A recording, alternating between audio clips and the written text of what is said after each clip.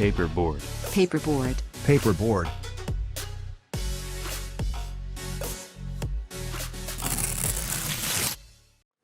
Bonjour, bienvenue pour le second épisode de la gestion du temps. Comme je vous l'expliquais, il est assez difficile de vouloir en gagner, mais pour autant assez aisé d'essayer de moins en perdre.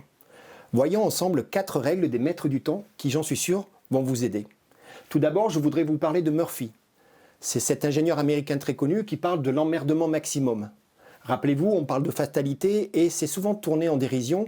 Je vous rappelle l'histoire de la tartine qui tombe systématiquement du côté beurré et également la perception qu'on est toujours dans la mauvaise file parce qu'on a l'impression que la file d'à côté va plus vite. Murphy nous alerte en disant « Attention, il peut y avoir l'enchaînement de ces soucis ». Je vous rassure, il n'y a rien à faire contre la loi de Murphy. Toutefois, il nous donne 2 conseils. Premièrement, regardez autour de vous si statistiquement il y a des opportunités ou malheureusement des risques d'emmerdement et essayez de les mettre en sécurité. Parlons maintenant de Illich, qui est un universitaire autrichien.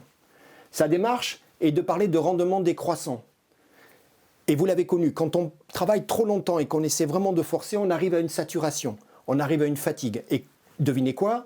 À la fin, on a une productivité qui baisse et on a des erreurs qui augmentent. Attention, on nous dit, Illich nous dit, faites des pauses et il a calculé à travers une méthode statistique que le plus efficace c'est de faire des pauses de 5 minutes toutes les 25 minutes. Voyons maintenant Parkinson, c'est un historien anglais. Lui, il nous dit quelque chose d'incroyable. Il nous dit que plus on a de temps et plus on va le prendre. C'est important parce qu'il nous donne 2 exemples. La première, rappelez-vous, on a plein de temps pour faire quelque chose. Pourquoi systématiquement on le fait à la dernière minute ? La deuxième, c'est visuel. Il prend un bureau, il nous dit, regardez, plus le bureau est grand et plus on s'étale. Donc il nous alerte sur ça. Il nous dit, attention, attention, fixez-vous des délais courts et même dans le cas de projets très longs, essayez de les segmenter pour justement éviter cette dérive. Enfin, je voulais vous parler de Fraisse, qui est un psychologue français. Et lui nous parle bien évidemment de cette subjectivité du temps. Et on le sait, vous et moi, quand on fait quelque chose qu'on aime bien, le temps passe vite. Et à contrario, quand on fait quelque chose qu'on n'aime pas, on a l'impression que c'est interminable. Donc il nous alerte, il nous dit attention, alternez, organisez-vous. Et il nous donne un conseil. Arrêtez de juger les tâches par rapport à ce que j'aime ou ce que j'aime pas, mais surtout jugez-les par rapport à leur valeur et la contribution.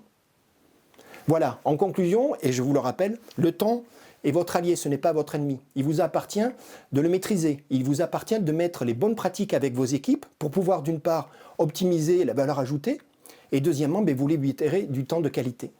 Merci d'avoir suivi cette chronique. Vous pouvez me retrouver sur booklinbm.fr. Je vous donne rendez-vous pour un prochain épisode des chroniques du Paperboard et d'ici là, pensez à vous abonner et surtout, prenez soin de vous.